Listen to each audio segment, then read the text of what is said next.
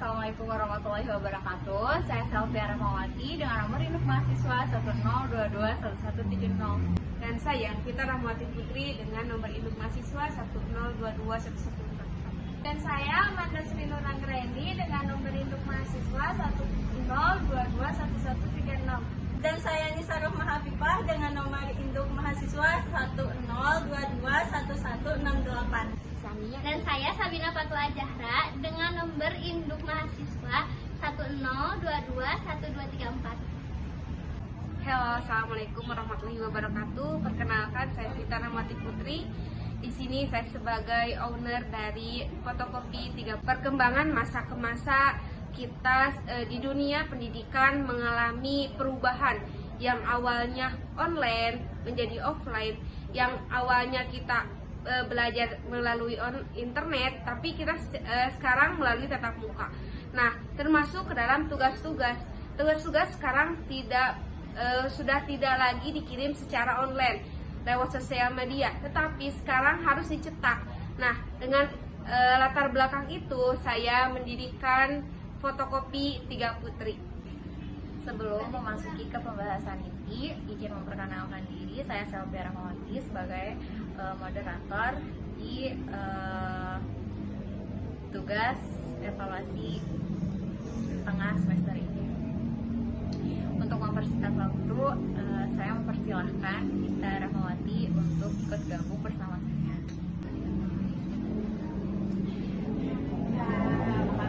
Alhamdulillah baik. Gimana sekarang usahanya lancar? Alhamdulillah lancar. Mungkin ada beberapa pertanyaan mengenai bisnis yang kakak jalankan sekarang ini. Kalau boleh tahu, kegiatan apa di lingkungan tersebut sehingga kakaknya bisa membuat bisnis tersebut? Berawal dari sebuah masalah dari masyarakat yang suka mengeluh ketika ingin mengerjakan tugas anaknya, kemudian memfotokopi dokumen, tetapi akses menuju ke fasilitas itu sangat jauh dari lingkungan kami.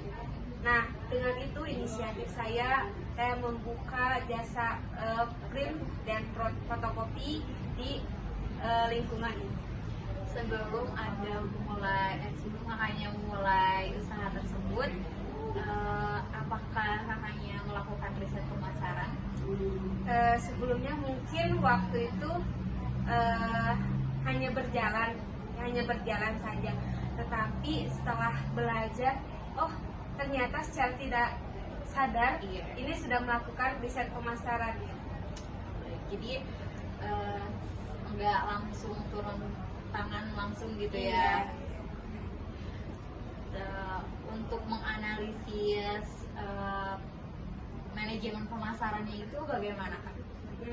Jadi kan dilihat ya, mungkin sekarang sesudah tahu ilmunya, kayak gini gitu. Lihat kan dari ide kan dari muncul sendiri itu tanpa ada dorongan gitu, maksudnya nggak ada singgungan apapun, sendiri karena lihat problem masyarakat. Kemudian dilihat lagi targetnya siapa saja sih gitu. Kemudian tempat pemasarannya juga. Namun pada saat ini belum bisa buka ruko, tapi kedepannya insya Allah membuka ruko dan cabang-cabang di tempat-tempat. Mayoritas konsumennya dari umur berapa sampai berapa gitu, Kak?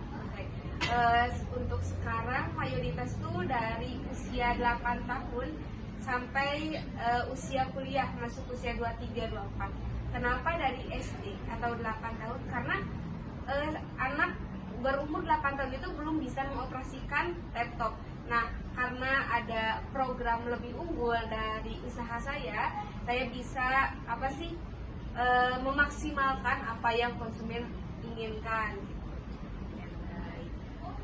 Strategi nih, Kak, biasanya kan awal mulai bisnis kita harus punya dulu strategi untuk mencari perhatian konsumen tersebut gitu ya, karena memang walaupun banyak fotokopi gitu ya sekarang, tapi kemungkinan kecil juga kita kadang kalau nggak pakai strategi susah juga gitu ya.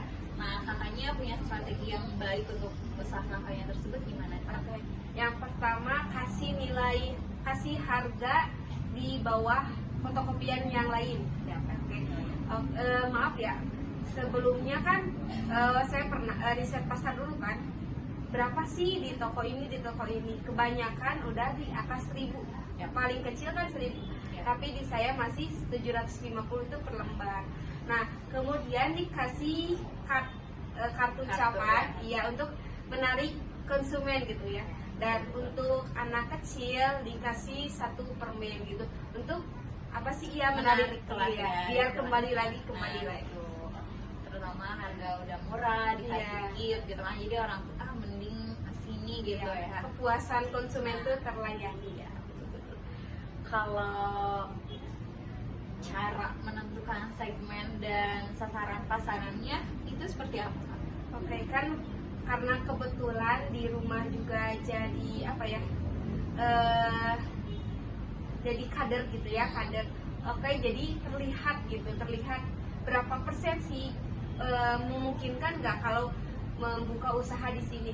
Alhamdulillah kebanyakan di kampung saya hampir 75% itu diduduki oleh orang dewasa dan remaja, dan yang merupakan mereka itu adalah target pasar saya. Jadi lumayan mudah gitu ya Iya. kak, itu peluang bisnis banget gitu ya. Nah, kalau untuk strategi untuk menghadapi pesaing nih kak, gimana sih kak? Biasanya kan kita saling kuat gitu ya. Iya. Kadang ada nih paling pinggir Iya, gitu kita iya. fotokopi sama gitu. Nah, untuk kakaknya gimana sih menghadapi persaingan? Untuk menghadapi persaingan itu saya melakukan strategi apa sih, puasin dulu apa yang diinginkan oleh konsumen. Ketika konsumen udah puas, pasti mereka loyal dan pasti tetap memilih ke usaha saya meskipun ada usaha-usaha yang lainnya. Kemudian lihat lagi, kita harus perdekat lagi dengan konsumen dengan bertutur kata yang sopan, ramah gitu. Nah, sehingga konsumen tuh gak kecewa dengan apa yang kita berikan. Kalau boleh tahu, kakaknya udah punya channel kayak misal marketnya di Shopee atau misalkan kayak Instagram seperti itu? Kalau untuk itu mungkin masih di sosial media di WhatsApp ya, dan ya kebanyakan channelnya di organisasi-organisasi. Oke, baik.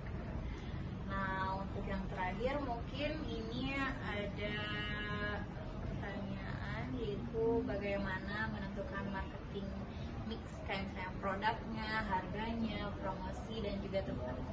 Oke. Untuk produknya, yaitu dari tadi kan karena banyak masalah dengan adanya produk saya bisa menyelesaikan masalah itu. Kemudian harganya dibawa dengan harga yang rendah, meskipun mungkin harga kertas atau harga mesin pun itu mahal, tetapi itu cuman untuk 1 kali. Nah, kedepannya kita akan memakai terus dan HPP itu bakal kembali lagi ke modal kita. Kemudian tempat, mungkin tempat belum strategis, masih di rumahan, tetapi meski di rumah saya memasang baligo gitu di depan rumah sehingga orang-orang tahu bahwa di rumah saya ada jasa print dan fotokopi dokumen. Oke kak, sangat ternyata persaingan dan juga bisnis yang sedang kakak jalanin itu tidak mudah begitu ya. Harus ada strategi, harus ada riset pemasarannya gitu. Baik kak, terima kasih banyak untuk pertanyaan-pertanyaan dari yang saya lontarkan tersebut gitu. Baik, untuk selanjutnya akan ada kesimpulan dari pembahasan kita tersebut, yaitu oleh teman-teman kita.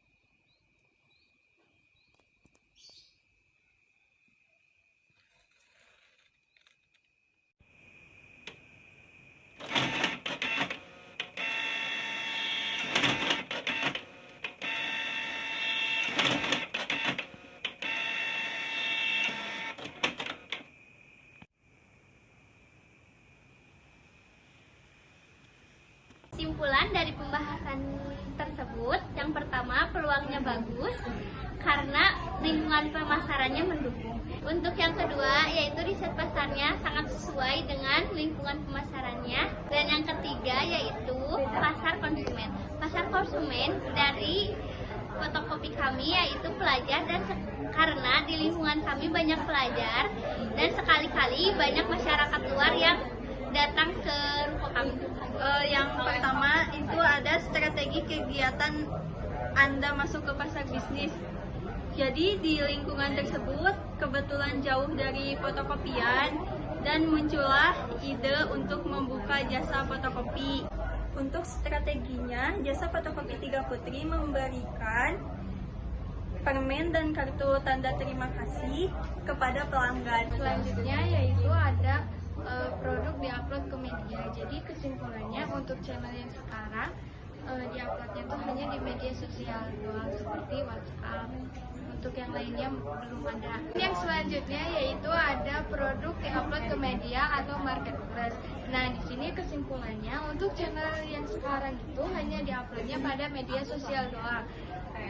Contohnya kayak WhatsApp, untuk Facebook dan yang lainnya mungkin masih nanti masih bertahap.